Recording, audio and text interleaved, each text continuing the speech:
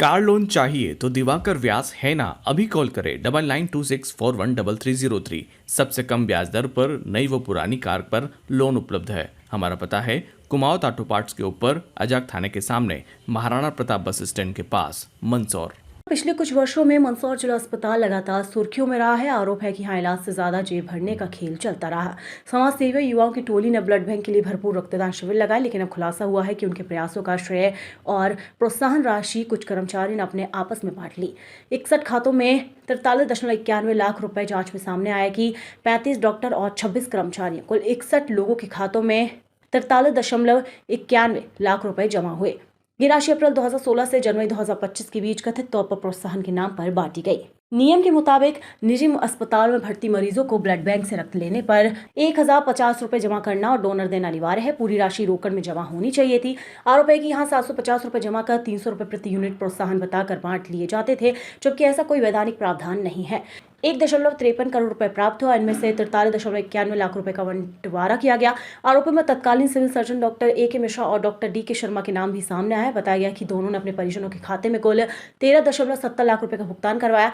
कैसे शुरू हुआ प्रोत्साहन मॉडल? बताया जाता है कि 2016 में ब्लड बैंक के तत्कालीन प्रभारी डॉक्टर सौरभ मंडवारिया ने प्रस्ताव तैयार किया। इसके बाद तत्कालीन CS डॉक्टर A.K. मिश्रा ने नोटशीट बनाकर 12 फरवरी 2014 के एक्ट कंट्रोल के पत्र क्रमांक 12/16/1/2012 का हवाला देते हुए मंजूरी ली। आरोप है कि वेतन मद बताकर तत्कालीन कलेक्टर स्वतंत्र कुमार सिंह को भ्रमित किया गया। प्रावधान के तहत प्रति यूनिट ब्लड बैंक प्रभारी को 150 रुपए, टेक्नीशियंस को 100 रुपए और असिस्टेंट को 50 रुपए दिए जाने लगे। मामला उजागर होती ही भुगतान बंद कर दिया गया। मठाधीश और खामोशी। स्थानीय लोगों का कहना है कि बड़े अधिकारी मठाधीश बनकर बैठे रहे, उन्हें कानो खान खबर नहीं लगी। जनता और समाजसेवी युवा खुद को ठगा महसूस कर रहे हैं। मालवी कहावत, नीचे कूदे बांद्रा, खीर खाए फकीर, ठीक इसी घटनाक्रम पर फिट बैठती दिख रही है। जिम्मेदारों के मुंह में फिलहाल दही जमा है। सर, जिला चिकित्सालय में जांच के दौरान कुछ मामला है, क्या पूरा मामला?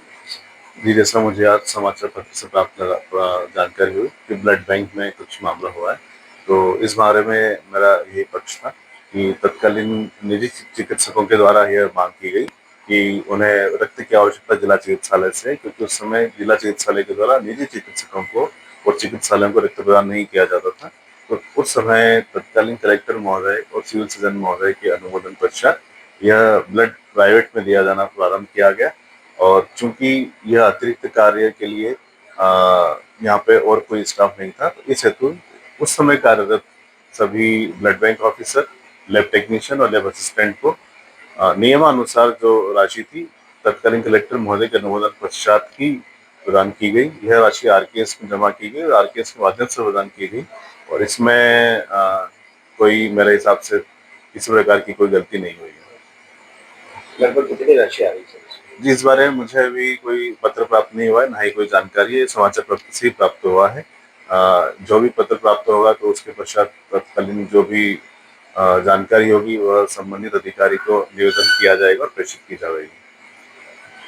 अस्पताल में एक भ्रष्टाचार का मामला आया था, लाखों रुपए का, क्या कहना है? हाँ, ब्लड डोनर को लेकर के और करीब 45-42 लाख रुपए का कोई करप्शन हुआ है और उसमें बंदरबाट हुई, ऐसी जानकारी सोशल मीडिया के माध्यम से मुझे प्राप्त हुई। कलेक्टर महोदया अदिति गर्ग ने भी किसी एक समाचार पत्र में उचित आश्वासन दिया है और निश्चित रूप से जांच होना चाहिए। अगर इस प्रकार से इतनी बड़ी राशि का अगर बंदरबाट हुआ है तो ये तो बड़ा चिंतनीय विषय है और मीडिया ने उसको कवरेज किया है। और दूध का दूध और पानी का पानी होना चाहिए, क्योंकि इस प्रकार से अगर शासन की राशि के ऊपर बंदरबाट की जाए या गलत नीयत से, गलत तरीके से उसका आहरण कर लिया जाए तो ये चिंता का विषय है और मुझे लगता है कि इसकी जांच होगी और होना चाहिए। दोषियों पर कार्रवाई होना चाहिए। निश्चित रूप से जो दोषी उस पर कार्रवाई होना चाहिए। धन्यवाद।